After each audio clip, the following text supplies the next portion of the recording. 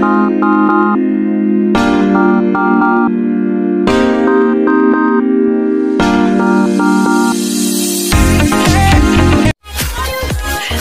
mga daliri natin yan.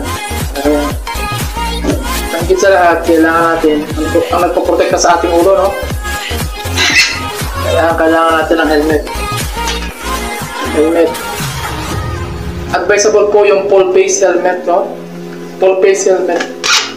Itong helmet ko nito since 2007 unang labas ng Spider. 2007. Huwag na po tayo magsusuot ng helmet na para tayong ulaga, ano? Isusuot ka ng helmet na ganyan. Yan. Marami ako nakikita na ganyan eh.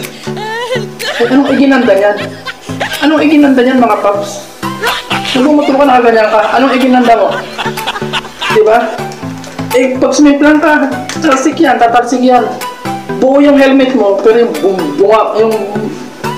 bungo mo, buyak. Tapos may naman ako nakikita nagmumotor ng mga paps, no?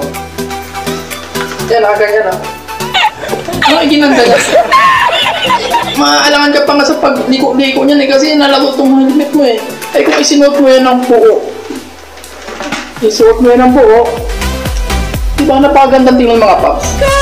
Tapos, sa yung strap niya dito, kailangan lang magkasya itong ating daliri, ano? Yung magkakasya yung daliri natin, yung higpit niya, para hindi sa humulag post.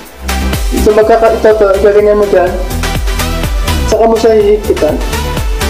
Yun ang tamang sukat niya, yung strap dito, para hindi sa lang matatanggal. Ito paps, itong helmet yun ito.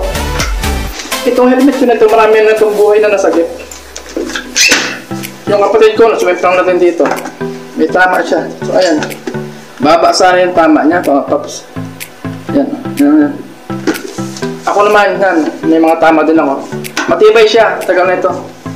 Kaya napaka-memorable sa akin ng Spider helmet.